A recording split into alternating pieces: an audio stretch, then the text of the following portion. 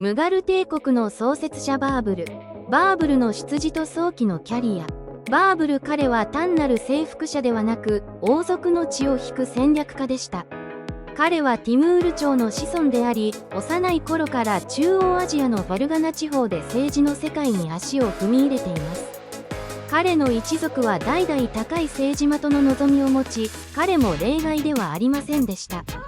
15歳でファルガナの王となり、その後もサマルカンドの支配を試みるなど、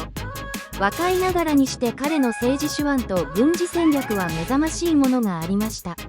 このようにバーブルの早期キャリアは、後にムガル帝国を創設するための重要な基盤となったのです。ムガル帝国建国への野望と準備。バーブルはムガル帝国を建国するため、周到な準備と戦略を練りました。彼は常に拡大を志向し、特に豊かで文化的に重要なインドへの進出を長年にわたって計画していたのです。バーブルは情報収集に力を入れ、インドの地理や政治状況を詳細に調査しました。また、彼は同盟を結ぶため地元の豪族や古王国と交渉を重ねていました。この野望への準備は、彼のインド遠征の成功の鍵となりました。動画の途中ですが、チャンネル登録、評価をいただけましたら嬉しいです。バーブルのインド進出と初期の戦略。バーブルのインド進出は、彼の軍事的洞察力と戦略的な巧みさを見せるものでした。彼はインドの支配権を握るために、様々な戦術を駆使しました。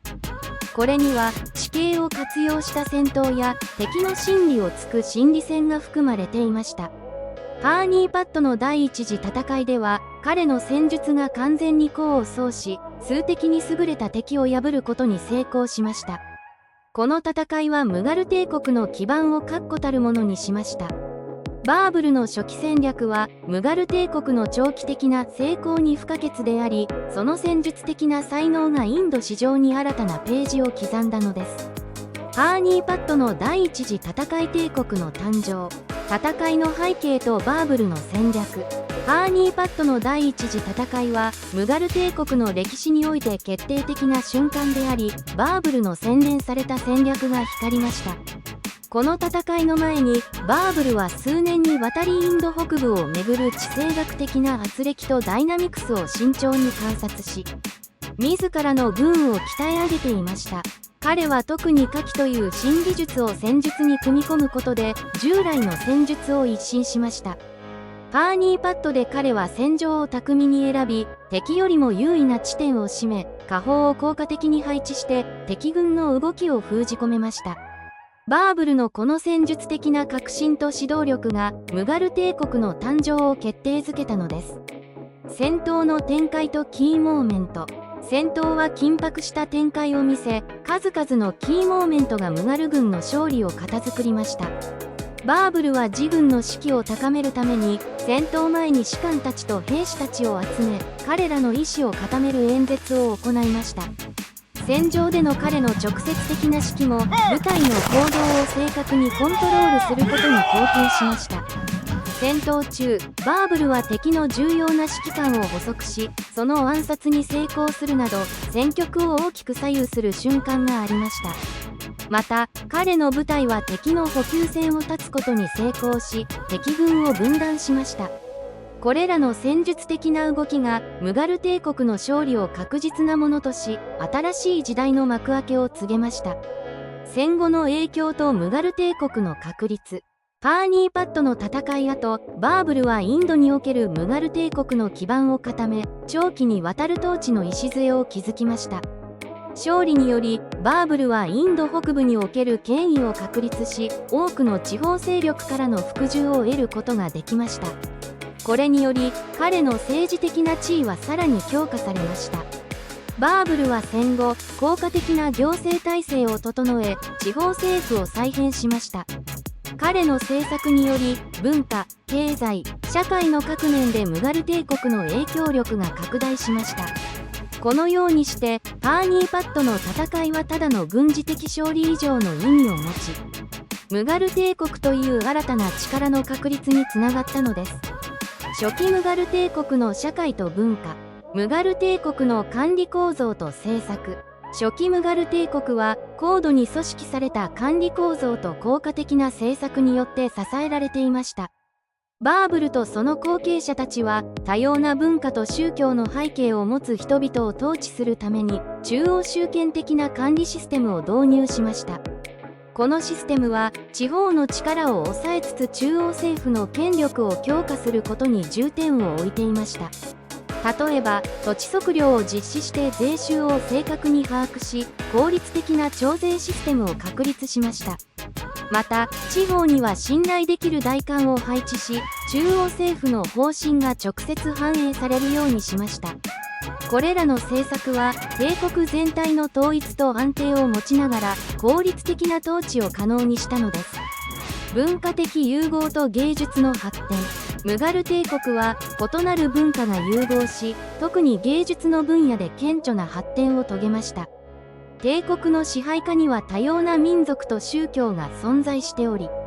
これらの文化的背景が組み合わさることで独自の芸術スタイルが生まれました。イスラム芸術の影響を受けた建築物にはヒンドゥー様式の装飾が取り入れられ、新しい建築様式が確立しました。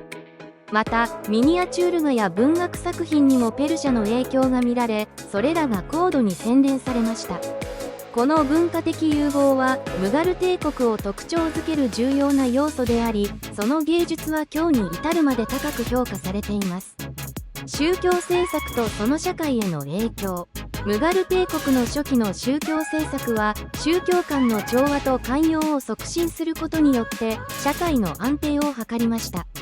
バーブルとアクバル帝の下でムガル帝国は異なる宗教の信者たちが共存する政策を採用しました。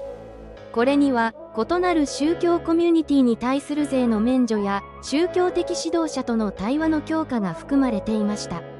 特にアクバル帝はヒンドゥー教徒との結婚を通じてその政策を具体化し、イスラム法の中に多くのヒンドゥーの法を組み入れることで宗教間の緊張を軽減しました。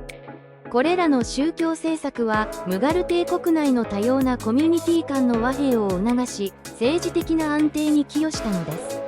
ムガル帝国の拡大と継承。バーブルの後継者たち。バーブルの死後、彼の後継者たちは異なる能力と戦略でムガル帝国をさらに拡大し繁栄させました。各後継者はバーブルの基盤を受け継ぎながらも自身の政治理念や統治スタイルを帝国に導入し、地域の多様性と広範な帝国のニーズに応じた政策を展開しました。特に注目すべきはフマユーンとアクバル帝です。フマユーンは学問と天文学に傾倒しつつも政治的な困難に直面しましたが、アクバル帝は広範囲にわたる行政改革と文化政策で帝国を黄金時代へと導きました。バーブルの後継者たちによってムガル帝国は多様な文化と宗教が共存する包容的な帝国へと発展し、その影響力を拡大しました。帝国拡大の戦略と戦争。ムガル帝国の拡大は戦略的な軍事運用と外交政策によって加速されました。アクバル帝以下の各皇帝は軍事力を活用して領土を拡大し、同時に地域の豪族や他宗教のコミュニティとの同盟を結ぶことで安定した支配を確立しました。アクバル帝はラージプートとの同盟を通じて北インドを統一し、さらに南方への進出を試みました。これにより帝国はインド亜大陸の大部分を支配下に置くことに成功しました。このような積極的な拡大政策はムガル帝国の繁栄を長期にわたって支える基盤となりました。ムガル帝国の黄金時代への橋渡し。ムガル帝国の拡大と継承の過程は帝国をその後の黄金時代へと導く重要な橋渡しの役割を果たしました。アクバル帝以降の統治者たちは経済、文化、宗教の面で包括的な改革を行い、帝国全体の統合と繁栄を促進しました。特にシャージャハーンの時代には経済が大きく発展し、文化的なプロジェクト、例えばタージマハルの建設などが行われました。これらのプロジェクトはムガル帝国の富と文化的達成を象徴しています。ムガル帝国はこれらの継承者たちによる拡大と改革によってインド史上において最も記憶に残る時代を築き上げました。ムガル帝国の歴史的遺産。ムガル建築の遺産。ムガル建築はインドだけでなく世界建築史においても重要な位置を占めています。ムガル帝国時代に建設された多くの建築物はその壮大さと精巧な装飾で知られ、後の建築スタイルに多大な影響を与えました。代表的な例はタージマハルですが、その他にもファテープルシークリー、赤い城ラールキラジャーマ・マスジッドなどがあります。これらはすべてムガル帝国の美的センスと技術的能力の高さを示しています。これらの建築は今日でも多くの観光客を引きつけ、ムガル帝国の遺産としての価値を世界に示しています。ムガル帝国の後世への影響。ムガル帝国はその政治的及び文化的な遺産を通じて後世に多大な影響を与えました。ムガル帝国の統治システムと文化政策は後の南アジアの国々の政治構造と社会文化に影響を及ぼし続けています。例えば行政区分や法制度、言語政策などムガル帝国時代に確立された多くの制度が現代のインドやパキスタンで引き継がれています。また文学、音楽、料理などの文化的要素もムガル帝国の影響を色濃く受けています。ムガル帝国はその歴史的な影響力で現代においてもなお重要な役割を果たしています。現代におけるムガル帝国の評価。現代においてムガル帝国はその遺産と歴史的な成就によって高く評価されています。ムガル帝国はその多様性、寛容性および文化的な成果によって多くの歴史学者や文化研究者から特に注目されています。学術的な研究だけでなく映画や文学の中でもムガル帝国はしばしば書かれ、その豊かな文化と複雑な歴史が一般の人々にも広く知られています。このようにムガル帝国の歴史的遺産は現代社会においてもその価値を認識され、多方面で評価され続けています。